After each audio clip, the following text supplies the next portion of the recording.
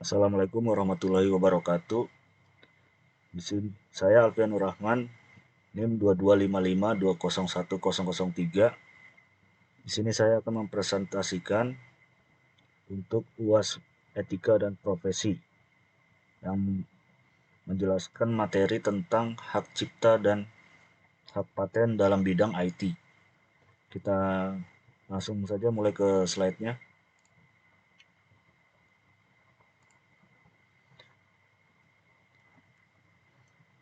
Hak cipta dan paten bidang IT. Yang pertama, hak cipta perangkat lunak. Hak cipta merupakan hak eksklusif bagi pencipta atau pemegang hak cipta untuk mengumumkan atau memperbanyak ciptaannya, yang timbul secara otomatis setelah suatu ciptaan dilahirkan tanpa mengurangi pembatasan menurut peraturan perundang-undangan yang berlaku. Undang-Undang Hak Cipta Nomor 19 Tahun 2002 Pasal 2. Yaitu pengertian perangkat lunak adalah sekumpulan perintah yang ditulis oleh bahasa pemrograman yang dimengerti oleh komputer, sehingga perangkat lunak tersebut mampu menginstruksikan perintah tertentu yang akan dikerjakan oleh komputer. Kedua, Undang-Undang Hak Cipta. Undang-undang yang melindungi hak cipta seseorang adalah Undang-Undang Nomor 19 Tahun 2002 yang terdiri atas 15 bab dan 78 pasal. Berikut Pasal 2. Hak cipta merupakan hak eksklusif bagi pencipta atau pemegang hak cipta untuk mengumumkan dan memperbanyak ciptaannya yang timbul secara otomatis setelah suatu ciptaan dilahirkan tanpa mengurangi pembatasan menurut peraturan perundang-undangan yang berlaku. Pasal 49 yang berbunyi pelaku memiliki hak eksklusif untuk memberikan izin atau melarang pihak lain yang tanpa persetujuannya membuat, memperbanyak, atau menyiarkan rekaman suara dan atau gambar pertunjukannya. Pasal 72. Barang siapa dengan sengaja dan tanpa hak melakukan perbuatan sebagaimana dimaksud dalam pasal 2 ayat 1 atau pasal 49 ayat 1 dan ayat 2 dipidana dengan pidana penjara masing-masing paling singkat 1 atau 1 bulan dan atau denda paling sedikit 1 juta rupiah atau pidana penjara paling lama 7 tahun dan atau denda paling banyak 5 miliar rupiah. Yang kedua, barang siapa dengan sengaja dan tanpa hak memperbanyak penggunaan untuk kepentingan komersial suatu program komputer dipidana dengan pidana penjara paling lama 5 tahun dan atau denda paling banyak 5 miliar rupiah.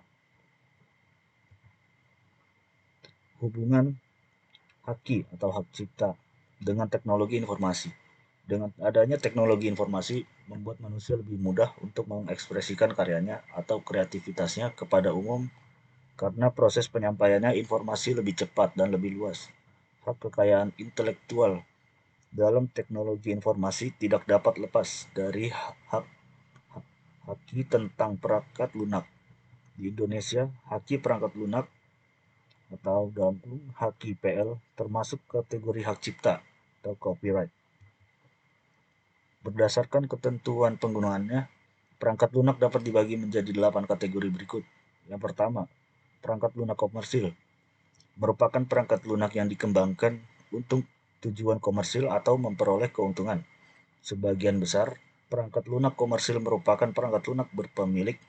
Apabila Anda menggunakan perangkat jenis tersebut, Anda harus membayar lisensinya. Di Indonesia, penggunaan perangkat lunak komersilnya sangat banyak. Yang kedua, perangkat lunak berpemilik.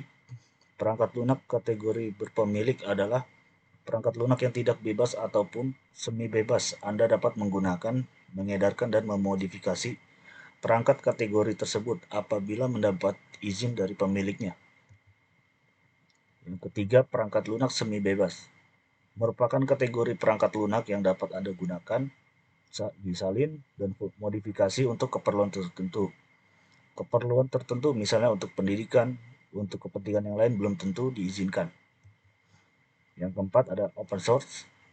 Perangkat lunak kategori open source atau sumber terbuka adalah perangkat lunak yang kode sumbernya atau kode source code dapat diketahui orang lain sebenarnya Open source merupakan nama dagang untuk free software.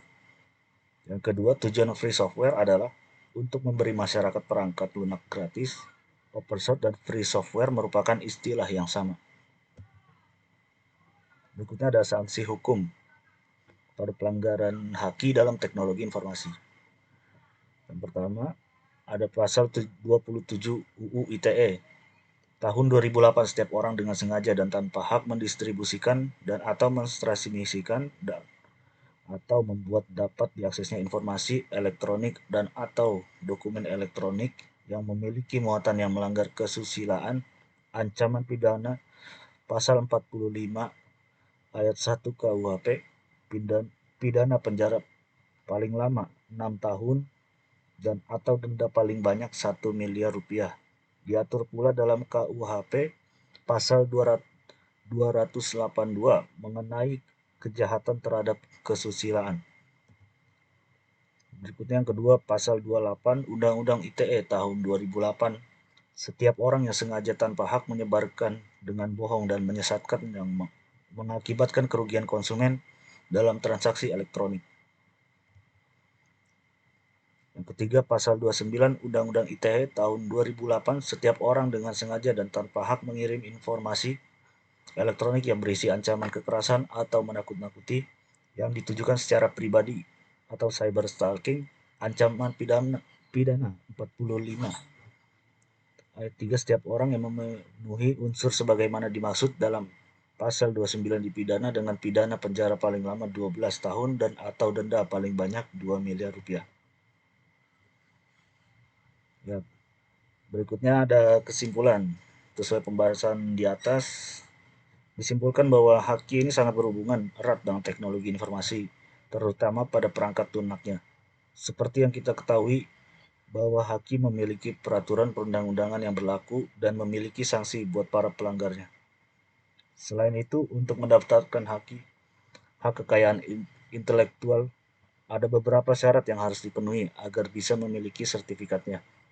Dan sesuai pada nilai-nilai yang melekat pada haki, bagi setiap pemilik sertifikat, haki mempunyai hak yang bisa menguntungkan bagi diri mereka.